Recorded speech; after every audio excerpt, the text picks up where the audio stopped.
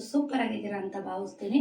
So ಇವತ್ತಿನ ಬ್ಲಾಗ್ನ ಶುರು ಮಾಡೋಣ. ಇವತ್ತು ಗುರುರಾಯರ ವಾರ, ಗುರುಗಳ ಪೂಜೆ. ಸೊ ನಾನು ಕೂಡ ಪೂಜೆಗೆಲ್ಲ ತಯಾರಿ ಮಾಡ್ಕೋತಾ ಇದ್ದೀನಿ. ಸ್ವಲ್ಪ ಲೇಟ್ ಆಗ್ಬಿಟ್ಟು ಪೂಜೆ ಇವತ್ತು.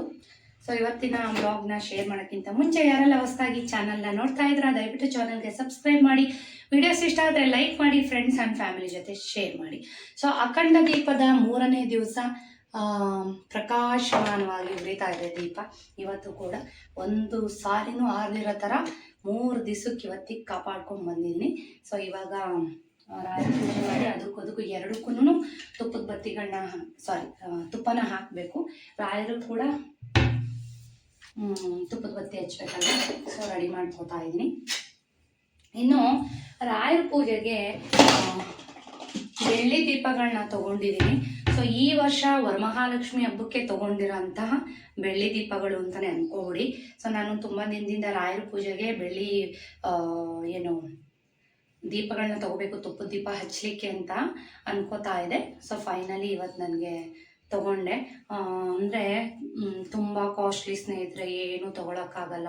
ಸೊ 244 ರೂಪಾಯಿ ಇತ್ತು. ಸೊ ಶ್ರೀನಿವಾಸದಲ್ಲಿ ಹೋದೆ ನಾನು ತಗೊಳ್ಳೋಣ ಅಂತ. ಅವತ್ತು ನನಗೆ ಬೇಕಾಗಿರೋ ರೇಟಲ್ಲಿ ತೂಕದಲ್ಲಿ ಶಾಪಲ್ಲಿ ಇರಲಿಲ್ಲ. ಸೊ ನಾನಿವತ್ತು ಬೈ ಮಾಡಿದ್ದು ಬಂದು ಹಾರ್ವಿ ಟೈಲರ್ನವ್ರು ಇದ್ದಾರೆ ನೋಡಿ, ನಾನು ಬ್ಲೌಸ್ ಸ್ಟಿಚ್ ಮಾಡಿಸ್ತೀನಲ್ಲ. ಸೊ ಅವರು ಬೆಳ್ಳಿ ಚಿನ್ನನೂ ಕೂಡ ಸುಮಾರು ಮೇ ಬಿ 1 ವರ್ಷದಿಂದ ಮಾಡ್ತಾ ಇರ್ಬೋದು ಅಂತ ಅನ್ಸುತ್ತೆ. ಸೊ ಗೊತ್ತಿಲ್ಲ. ಮೇಡಮ್ ನಮ್ಮ ಹತ್ರ ಏನು ತೊಗೊಳ್ಳೋದೇ ಇಲ್ಲ ನೀವು ಅಂತ ಇದ್ರು. ಸೊ ಗೊತ್ತಿಲ್ಲ, ರಾಯರ ಅನುಗ್ರಹನೋ ಏನೋ ಅವ್ರ ಹತ್ರನೇ ತೊಗೊಳಂಗಾಯಿತು ಫೈನಲಿ. ಸೊ ಹಾಗಾಗಿ ಫೈನಲಿ 45 ಗ್ರಾಮ್ ಇದೆ ಅಷ್ಟೇ. ಇಷ್ಟಕ್ಕೇನೆ 12,000 ಚಿಲ್ಲರೆ ಆಗೋಯ್ತು. ಸೊ ಇದು ಈ ವರ್ಷದ ವರಮಹಾಲಕ್ಷ್ಮಿ ಹಬ್ಬಕ್ಕೆ ಅಂತ ತಗೊಂಡಿರೋದು. ಸೊ ವರಮಹಾಲಕ್ಷ್ಮಿ ಹಬ್ಬ ಅಂತ ಒಂದು ಹೆಸರು, ಪೂಜೆಗೆ ತಗೊಂಡಿರೋದು ರಾಯರಿಗೆ. ಸೊ ಯಾವುದಾದ್ರೂ ಆಯಿತು, ಬೆಳ್ಳಿ ಲಕ್ಷ್ಮಿ ಅಲ್ವಾ. ಸೊ ಬೆಳ್ಳಿ ದೀಪಗಳನ್ನ ರಾಯರ ಪೂಜೆಗೆ ಅಂತ ನಾನು ತೊಗೊಬಂದಿದ್ದೀನಿ. ಇನ್ನು ರಾಯರ ಹತ್ರ ಕೇಳ್ಕೊಂಡೆ, ನನ್ನ ಬಜೆಟಲ್ಲಿ ಎಲ್ಲೂ ಸಿಗ್ಲಿಲ್ವಲ್ಲ ಪಾಯಿಸಲ್ಲ ಅಂದರೆ, ಯಾಕೆಂದರೆ ತುಂಬ ಕಾಸ್ಟ್ಲಿ ಇದೆ. ಚಿಕ್ಕ ಚಿಕ್ಕ ದೀಪಗಳೆಲ್ಲವೂ ಕೂಡ 25,000 30,000 ಹೇಳ್ತಾಯಿದ್ರು. ಇದೇನಪ್ಪ ಹಿಂಗೆ ಹೋಗ್ಬಿಡ್ತಲ್ಲ ರೇಟು ಅಂತ. ಮತ್ತು ರಾಯರದು ವಿಗ್ರಹ ಕೂಡ ತೊಗೋಬೇಕಾಯಿತು. ನನ್ನ ಹತ್ರ ಇರೋದು ಮಂತ್ರಾಲಯದಿಂದ ತಂದಿರುವಂತಹ ಒಂದು ಬ್ರಾಸ್ದು ನನ್ನ ಹತ್ರ ಇರೋದು. ಬೆಳ್ಳಿ ವಿಗ್ರಹ ತೊಗೋಬೇಕು ಅಂತ ತುಂಬ ಆಸೆ ಇದೆ ರಾಯರದು. ನೋಡೋಣ ಯಾವಾಗ ಅದ್ರದ್ದು ರಾಯರ ಒಂದು ಅನುಗ್ರಹ ಸಿಗುತ್ತೆ ಆವಾಗ ಸಿಗುತ್ತೆ ಅಂತ ಅನ್ಕೊತೀನಿ. ಸೊ ಏನು ಅಂತಂದರೆ, ಏನೇ ತರಬೇಕಾದ್ರೂ ಕೂಡ ಅದರದ್ದೇ ಆದಂಥ ಟೈಮ್ ಬರಬೇಕು ಅಂತ ಹೇಳ್ತಾರೆ ನೋಡಿ, ಹಾಗೆ. ಸೊ ಇವಾಗ ನಾನು ಇದಕ್ಕೇನೆ ರಾಯರ ವಿಗ್ರಹಕ್ಕೆ ಪೂಜೆ ಮಾಡ್ಕೊತಾ ಇದ್ದೀನಿ. ಇವತ್ತು ಕಾಯಿ ಸಂಕಲ್ಪ ಮಾಡಿದ 3ನೇ ವಾರ. ಸೊ 5 ವಾರ ಮಾಡಬೇಕು. ಸೊ ರಾಯರ ಅನುಗ್ರಹ ಹೇಗಾಗುತ್ತೋ ಏನೋ ನನಗೆ ಖಂಡಿತ ಗೊತ್ತಿಲ್ಲ. ರಾಯರ ಸೇವೆ ಅಂತೂ ನಿರಂತರವಾಗಿ ಮಾಡ್ತಾ ಇರ್ತೀನಿ. ಯಾವತ್ತಾದರೂ ಒಂದು ದಿವಸ ನಮಗೂ ಕೂಡ ಒಳ್ಳೇದು ಮಾಡೇ ಮಾಡ್ತಾರೆ ಅನ್ನೋದೊಂದು ಆಶಾ ಕಿರಣ. ಸೊ ರಾಯರಿದ್ದಾರೆ ಅನ್ನೋದು ಕೂಡ ಅಷ್ಟೇ ಸತ್ಯ. ಸೊ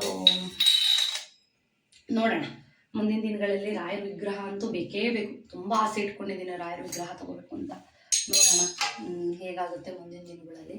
ರಾಯರ ಮಠಕ್ಕೆ ಹೋಗ್ಬೇಕು. ಹೋದ್ವಾರ ಹೋಗಲಿಲ್ಲ, ತುಂಬ ಕೆಲಸ, ಮನೆ ಕೆಲಸ.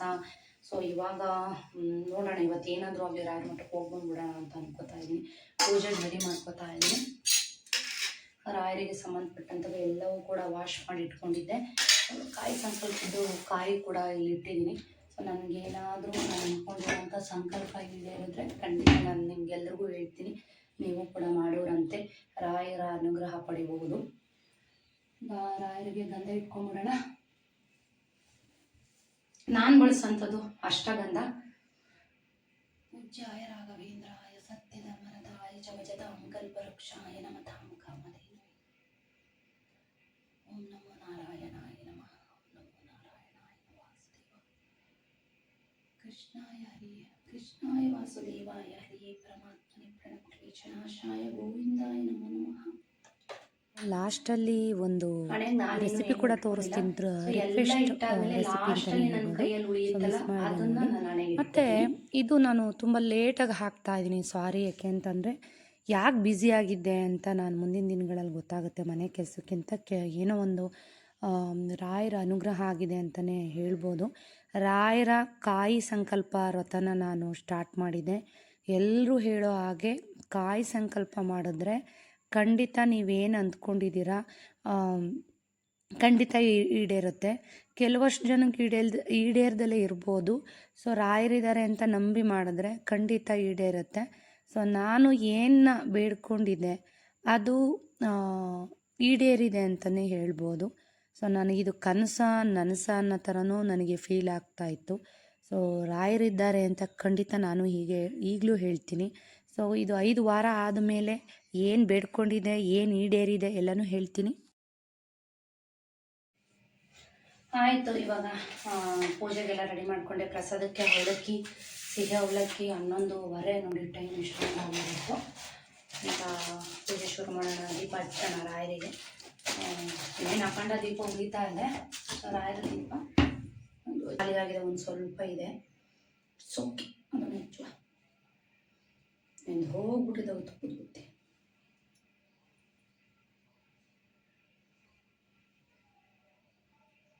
ರಾಯರಿಗೆ ತುಂಬ ಪ್ರಿಯವಾದದ್ದು ಅಂತ ಹೇಳ್ತೀನಿ. ಫಸ್ಟು ಮನೆ ದೇವ್ರ ದೀಪ, ಅಖಂಡ ದೀಪಕ್ಕೆ ತುಪ್ಪ ಹಾಕಿದ್ದೀನಿ. ಇವಾಗ ಇದು ನಾನು ಕೆಲವೊಂದು ಮಾತ್ರ ಒಂದು ಗುರಿ ಇಟ್ಕೊಂಡಿರ್ತೀನಿ. ತುಂಬ ದೊಡ್ಡ ಕನಸುಗಳಲ್ಲಿ ಇದು ಮೇನ್ ಇಂಪಾರ್ಟೆಂಟ್ ಒಂದು ಕನಸು ಅಂತಲೇ ಹೇಳ್ಬೋದು. ಸೊ ಯಾತ್ರ ಬಗ್ಗೆ ಹೇಳ್ತಾ ಇದ್ದೀನಿ ಏನು ಅಂತ ಕ್ಯೂರಿಯಾಸಿಟಿ ಇದ್ದರೆ ಬ್ಲಾಗ್ಗಳನ್ನ ನೋಡ್ತಾ ಇರಿ. ಏನು ಒಳ್ಳೆಯದಾಗಿದೆ ಅಂತ ಖಂಡಿತ ನಾನು ನಿಮಗೆ ಹೇಳ್ತೀನಿ. ಸೊ ರಾಯರನ್ನ ನಂಬಿ ಹೇಗೆ ರಾಯರನ್ನ ನಂಬ್ತೀವೋ, ಸೊ ಪೂಜೆ ಮಾಡೋದಕ್ಕೆ ಶುರು ಮಾಡ್ತೀವೋ, ಸಂಪೂರ್ಣವಾಗಿ ರಾಯರು ನಮ್ಮ ಮನಸ್ಸನ್ನು ಅವ್ರ ಕಡೆ ಎಳೆದುಕೊಂಡು ಬಿಡ್ತಾರೆ. ಅವ್ರ ಭಕ್ತಿ ಭಾವದಲ್ಲಿ ಮುಳುಗೋಗ್ಬಿಟ್ಟಿರ್ತೀವಿ. ಸೊ ಎಲ್ಲ ಭಕ್ತರು ಹೀಗೇ ಅಂತ ನನಗನ್ಸುತ್ತೆ. ಯಾಕೆ ಅಂತ ಅಂದರೆ ಎಲ್ಲ ಭಕ್ತರು ಅಷ್ಟೇ ಮನಸ್ಫೂರ್ತಿಯಾಗಿ ಬೇಡ್ಕೋತಾ ಇರ್ತಾರೆ. ಸೊ ಎಲ್ರಿಗೂ ರಾಯರಿದ್ದೀನಿ ಅಂತ ತೋರಿಸಿದರೋ ಇಲ್ವೋ ನನಗೆ ಗೊತ್ತಿಲ್ಲ. ಸೊ ನನಗೆ ಯಾವತ್ತೂ ನಾನು ನಿಮ್ಮ ಜೊತೆ ಇದ್ದೀನಿ ಅಂತ ಇವತ್ತಿನವರೆಗೂ ಇಷ್ಟು ವರ್ಷದಲ್ಲಿ ನನಗೆ ಯಾವತ್ತೂ ತೋರಿಸಿರಲಿಲ್ಲ.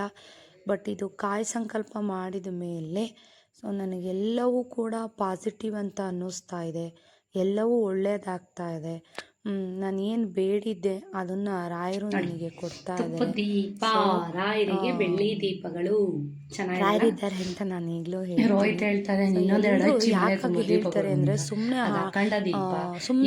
ಹೇಳ್ತಾರೆ ಅಂತ ಹೇಳೋದಲ್ಲ. ಅವ್ರಿಗೆ ಏನೋ ಒಂದು ಒಳ್ಳೇದಾಗಿರುತ್ತೆ, ಏನೋ ಒಂದು ರಾಯರ ಕೃಪೆ ಸಿಕ್ಕಿರುತ್ತೆ. ಸೊ ರಾಯರು ನಾನು ಇಲ್ಲಿದ್ದೀನಿ ನಿಮ್ಮ ಜೊತೆ ಅಂತ ತೋರಿಸಿರ್ತಾರೆ. ಎಷ್ಟೋ ಕೆಲಸ ಕಾರ್ಯಗಳಲ್ಲಿ ಯಶಸ್ಸನ್ನು ಕೊಟ್ಟಿರ್ತಾರೆ. ಮಕ್ಕಳು ವಿದ್ಯೆಗಳಲ್ಲಿ ಯಶಸ್ಸನ್ನು ಕೊಟ್ಟಿರ್ತಾರೆ. ಸೊ ಜೀವನದಲ್ಲಿ ಎಷ್ಟೋ ಕಷ್ಟಗಳನ್ನು ಹೋಗ್ಲಾಡಿಸಿರ್ತಾರೆ. ಸೊ ಹಾಗಾಗಿ ಹೇಳ್ತಾರೆ ರಾಯರಿದ್ದಾರೆ ಅಂತ ಬಿಟ್ಟರೆ ಸುಮ್ಮನೆ ಎಲ್ಲರೂ ಹೇಳ್ತಾರೆ ಅಂತ ಹೇಳಲ್ಲ. ಯಾವುದೇ ಭಕ್ತರಾಗಲಿ ರಾಯರು ಭಕ್ತರು ಮನಸ್ಫೂರ್ತಿಯಾಗಿ ಹೇಳ್ತಾರೆ. ನಾನಿವಾಗ ಬಂದೆ ನಮ್ಮ ಗುಬ್ಬಿಯಲ್ಲಿರುವಂತಹ ರಾಯರ ಮಠಕ್ಕೆ. ಕರೆಕ್ಟಾಗಿ ಅರ್ಚನೆಗೆ ಎಲ್ರದ್ದು ಹೆಸರು ತಗೋತಾ ಇದ್ರು. ಆ ಟೈಮಿಗೆ ಬಂದೆ, ಲೇಟ್ ಆಗಿತ್ತು.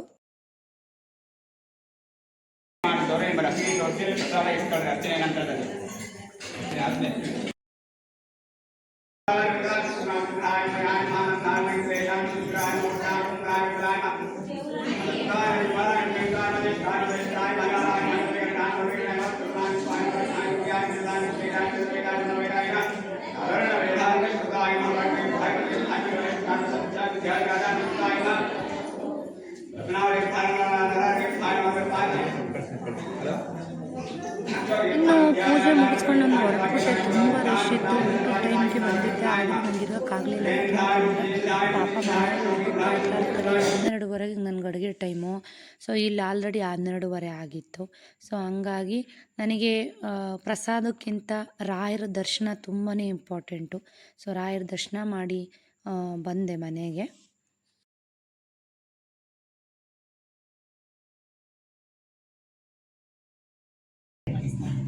ಸೊ ಇವಾಗ ಯಾವ ರೂಮಲ್ಲಿದ್ದೀನಿ ಅಂತ ಇನ್ನೊಂದು ರೂಮಲ್ಲಿದ್ದೀನಿ. ಬೆಳಗ್ಗೆಯಿಂದ ವಿಪರೀತ ಬಿಸಿಲು, ಮೋಡ ಕವಿದ ವಾತಾವರಣ. ಇವಾಗ ಟೈಮ್ ಎಷ್ಟು 3 ಗಂಟೆಗೆ ಬಂದಿದ್ದೀನಿ ಕ್ಲೀನ್ ಮಾಡೋಕ್ಕೆ.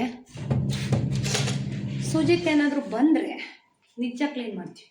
ಇವತ್ತು ರಾಯರ ವ್ರತ, ಪೂಜೆ ಎಲ್ಲನೂ ಮಾಡಿಕೊಂಡು ಇಷ್ಟು ಟೈಮ್ ಆಗೋಯ್ತು. ರಾಯರ ಮಠಕ್ಕೆ ಹೋಗಿ ಬಂದೆ, ಫುಲ್ ರಶ್ ಇತ್ತು.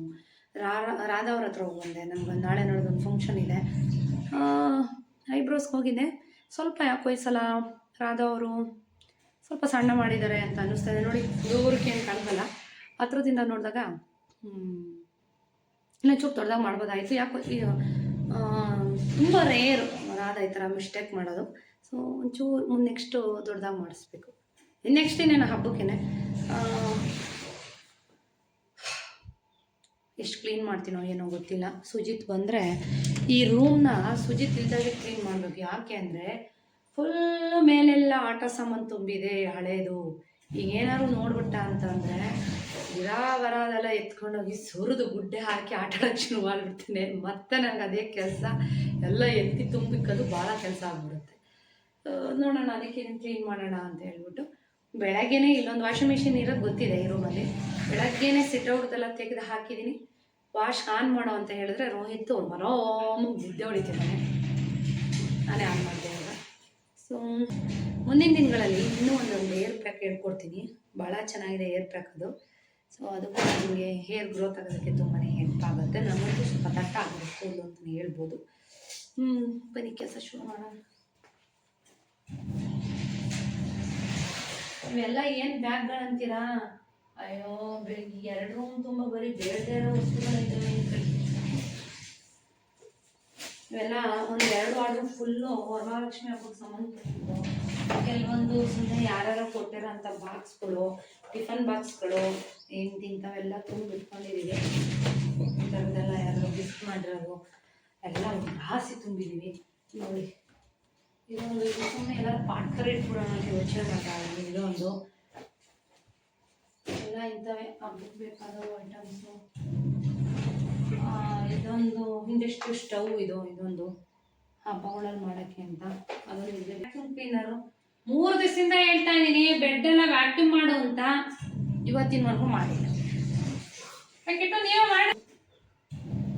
ಇದು ಇದು ಯಾರು ಹೇಳಿ ನೋಡೋಣ. ರೋಹಿತ್, ಇದು ಸುಜಮ್ಮ ಅಲ್ಲ, ಇದು ರೋಹಿತ್. ನೋಡಿ ಹೆಂಗಿದಾನೆ ಚಿಕ್ಕರಲ್ಲಿ. ರೋಹಿತ್ ಕೂಡ ಸೂಜು ಥರನೇ ಇರೋದು. ನಮ್ಮ ಮನೆಯವರು ರೋಹಿತನ ನಾಮಕರಣದಲ್ಲಿ ತೆಗೆಸಿರೋ ಫೋಟೋ ಇದು. ನೋಡಿ ಯಾವಾಗ ನೋಡಿ ಹೆಂಗಿದ್ದೀನಿ, ಬೆಳಕು ರಿಫ್ಲೆಕ್ಟ್ ಆಗ್ತಾ ಇದೆ. ನೋಡಿ ರೋಹಿತ್ತು ಮನೆಯವರು, ನಾನು. ಅಲ್ಲೇ ಮೇಲಿರೋದು ರೋಹಿತ್, ಸುಜಮ್ಮನ ಥರನೇ ಇದೆ ಸೇಮ್. ಇದು ನೋಡಿ ಮನೆ ಗೊರವನಹಳ್ಳಿಗೆ ಹೋಗೋದು ತಗೊಂಬಂದೆ ತೋರಣ. ಚೆನ್ನಾಗಿದೆ ಒಂಥರ ರಿಯಲ್ ಥರ. 600 ಏನೋ ತಗೊಂಡು ಹೋದ್ಸಲ ಬಾಗಿಲಿಗೆ ಹಾಕಿ ತೋರಣ ಎಷ್ಟು ಚೆನ್ನಾಗಿತ್ತು ಅಂತಂದರೆ ತಗೊಂಡೋಗಿ ಮ್ಯಾಟ್ ಒಗೆಯಕ್ಕೆ ಹಾಕಿದ್ದೀನಿ. ಮ್ಯಾಟ್ ಜೊತೆಗೆ ತೋರಣ ಹಾಕ್ಬಿಟ್ಟು ರುಬ್ಬಿದ್ದಾನೆ ಚೆನ್ನಾಗಿ ರೋಹಿತ್ತು. ವಾಷಿಂಗ್ ಮಿಷಿನ್ಗೆ ಹಾಕಿ ಎಲ್ಲ ಹಾಳಾಗೋಯ್ತು. 1000 ರೂಪಾಯಿ, 1,500 ರೂಪಾಯಿ ತೋರಣ ಅದು ಹಾಳು ಮಾಡ್ತಾ ಎಲ್ಲ. ಇವೆಲ್ಲ ಯಾರು ಬಂದರೆ ಉಟ್ಕೊಳ್ಳೋಕ್ಕೆ, ಇನ್ನು ಯಾರು ಬರ್ತಾರೆ ಬಂದ್ರೆ ಅಮ್ಮ ಬರ್ತಾರೆ ಅಷ್ಟೇ. ಉಟ್ಕೊಳ್ಳೋ ಅಂತಾರೆ ಮುಂಚೆ ಎಲ್ಲ ಇದ್ರು ಬೇಜಾನ್ ಜನ ನೆಂಟರು. ಎಲ್ಲ ಹೊಗೆ ಹಾಕ್ಸ್ಕೊಂಡಿದ್ದಾರೆ. ನಾವು ತಲೆ ಕೆಡ್ಸ್ಕೊಳಕ್ಕೆ ಹೋಗಲ್ಲ. ಹೊಗೆ ಹಾಕ್ಸ್ಕೊಂಡಿದ್ದವ್ರು ಬರ್ಬೋದು. ಇದೆ ನೋಡಿ ಪರಿಸ್ಥಿತಿ. ಏನು ಅಂದರೆ ಜನಕ್ಕೆ ಬದುಕಬಾರ್ದು. ಅವ್ರಗಳ ಹತ್ರ ಅಮಯ ನಮ್ಮ ಸ್ವಲ್ಪ ಕೊಡ್ರವ ಅಂತ ಹೋಗ್ತಾ ಇದ್ದ ಖುಷಿಯಾಗಿರುತ್ತೆ ಅವ್ರುಗಳಿಗೆ. ನಾವು ಯಾರನ್ನೂ ಕೇಳಲ್ಲ, ಯಾರ ಹತ್ರನೂ ಇಸ್ಕೊಳ್ಳಲ್ಲ, ಯಾರನ್ನೂ ಕೇಳಲ್ಲ. ಎಲ್ಲ ನಾವೇ ನಿಭಾಯಿಸ್ತಿರ್ತೀವಿ. ನೋಡಿ ಅವ್ರು ಒಂಥರ ಏನು ಮಾಡ್ತಾರೆ.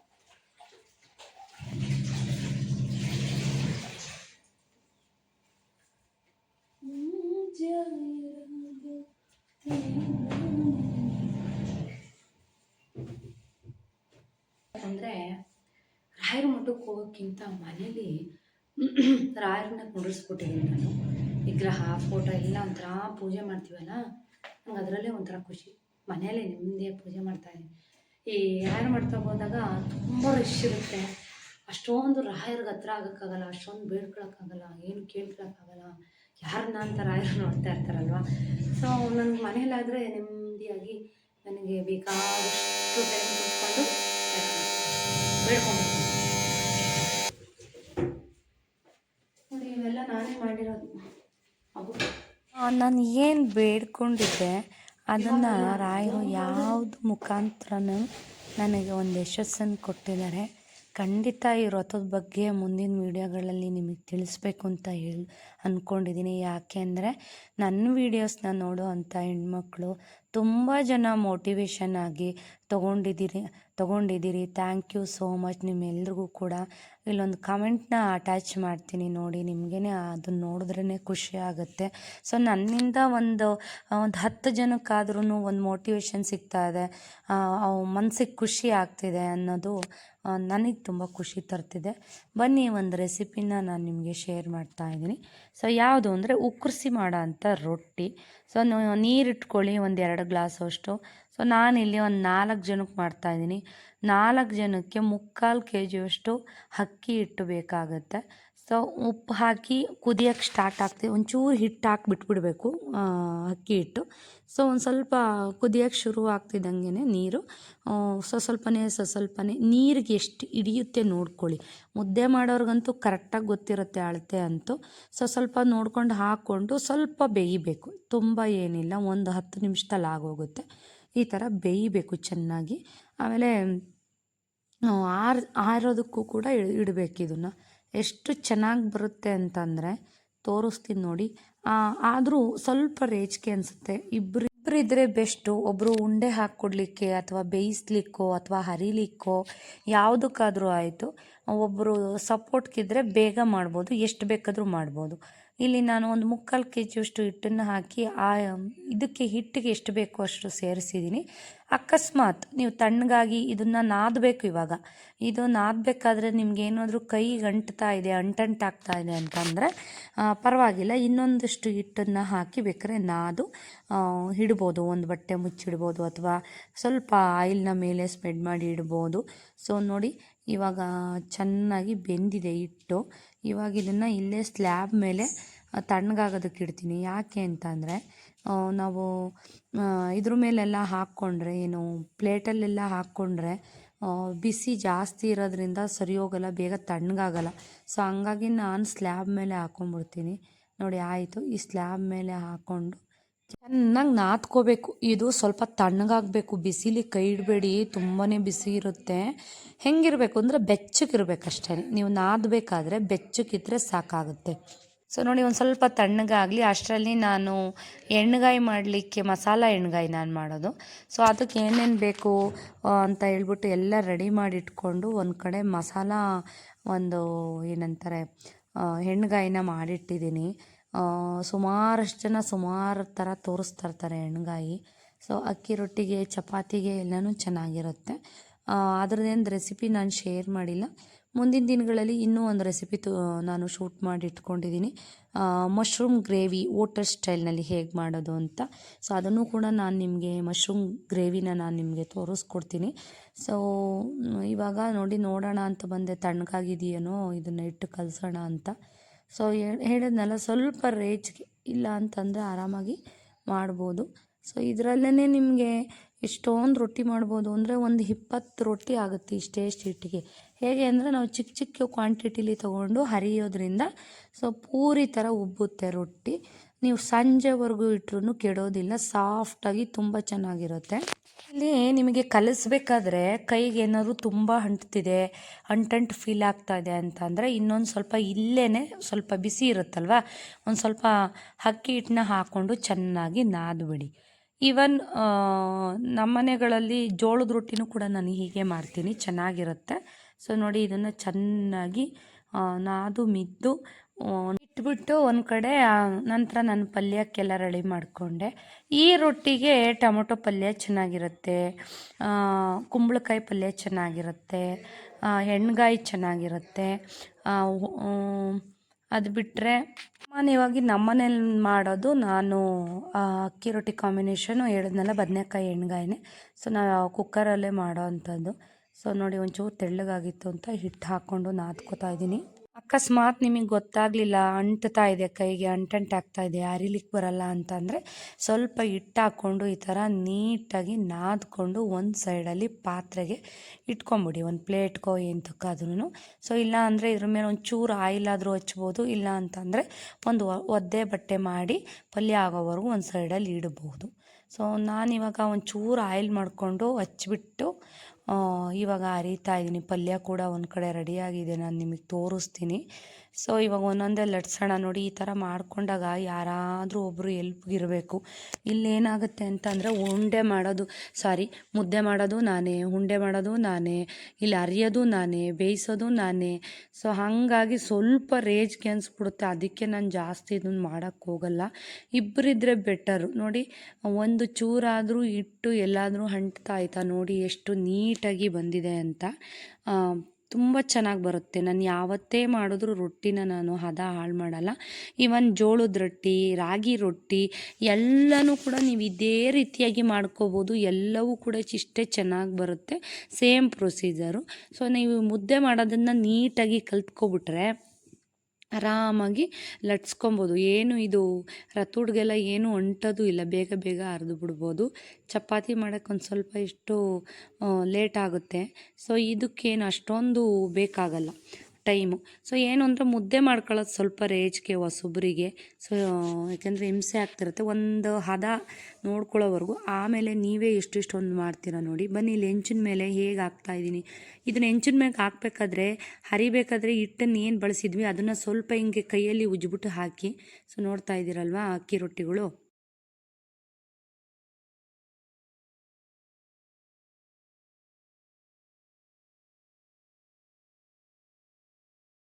ರೊಟ್ಟಿ ಈ ರೀತಿಯಾಗಿ ರೊಟ್ಟಿ ಮಾಡಿರ್ತೀನಿ.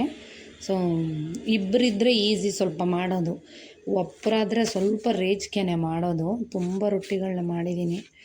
ಸೊ ನೋಡಿ, ಎಷ್ಟೊಂದಿದೆ ರೊಟ್ಟಿಗಳು, ತುಂಬ ಚೆನ್ನಾಗಿರುತ್ತೆ. ಇದಕ್ಕೆ ಈ ಥರ ಮಸಾಲ ಗ್ರೇವಿ ಮಾಡಬೇಕು. ಇದು ಬದನೆಕಾಯಿ ಹಾಕಿ ಮಾಡಿರೋಂಥದ್ದು. ಎಣ್ಗಾಯಾರ ಅಂದ್ಕೊಳ್ಳಿ ಅಥವಾ ಏನಾದರೂ ಅಂದ್ಕೊಳ್ಳಿ, ನಾವು ಎಣ್ಗಾಯಿ ಅಂತಲೇ ಕರೆಯೋದು. ಸೊ ಈ ರೀತಿಯಾಗಿದೆ, ಸಿಕ್ಕಾಪಟ್ಟೆ ಚೆನ್ನಾಗಿರುತ್ತೆ. ಎರಡಕ್ಕೂ ಕಾಂಬಿನೇಷನ್ನು.